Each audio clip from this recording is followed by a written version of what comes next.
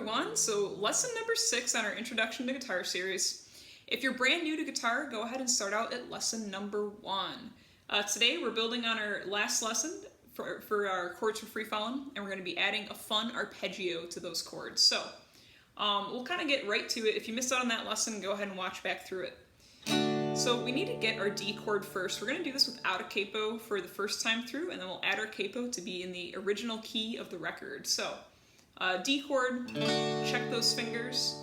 You should have your first finger on the 2nd fret of the G string, 2nd finger should be on the 2nd fret of the high E string, and your 3rd finger should be on the 3rd fret of the B string. Yep. Very nice. Go ahead and give that a strum. Yeah. So this little arpeggio pattern is going to happen after that strum. So you're going to go strum, then you're going to pick the high E, B, and then G.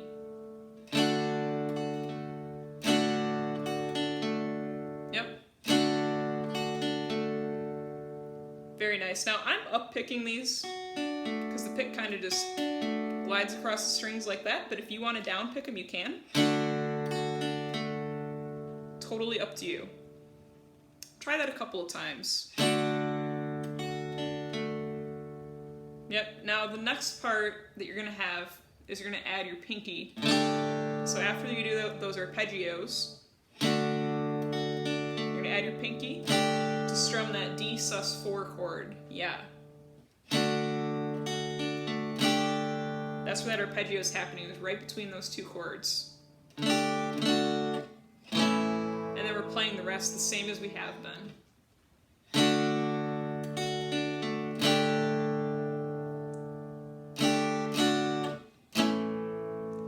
Yeah, nice.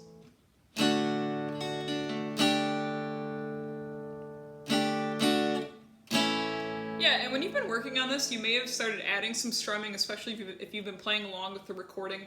But what I like about this arpeggio is it's just a nice way to vary it up, especially if you're playing by yourself.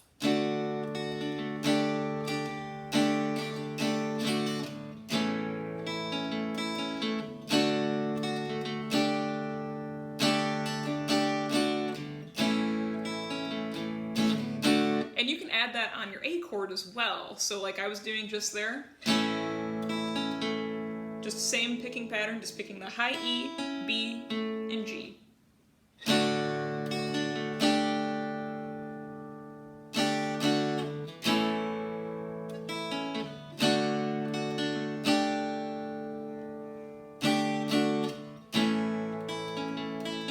can do it twice in a row. There's lots of free room to go ahead and do your own thing with it, which is what I love about it. So that's in the original, not in the original key. That it's without a capo. So now let's go ahead and play in the original key. So we're going to be putting our capo on fret 3. Yeah. And this gets us in the key of the record. So let's just go ahead and play that in the key of the record. I'll play the chords. You go ahead. If you want to add your arpeggio, go for it. If you aren't feeling the arpeggio and just want to practice the chords today with strumming along, that's totally fine too. So let's just have some fun with this. We'll play through a couple of times, just get some practice on these chords.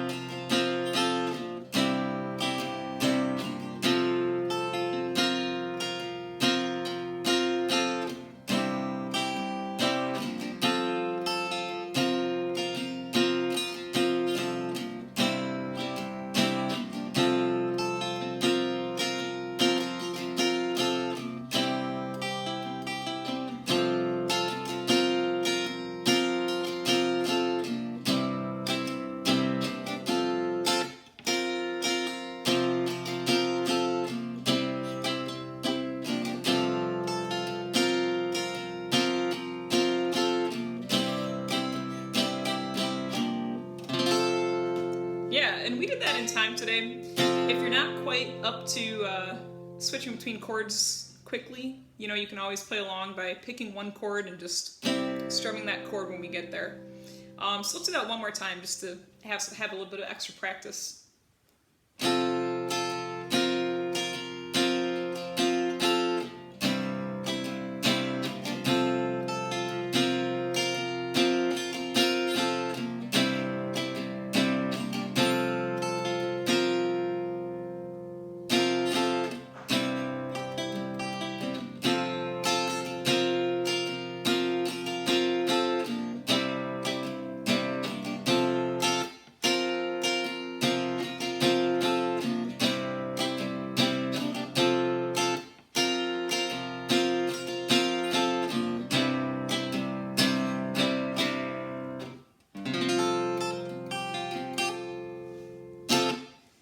Very nice. Nice work today. So that was the goal of this week, is working on our D chord to our A chord, adding new chords to our repertoire to let us play more songs, right?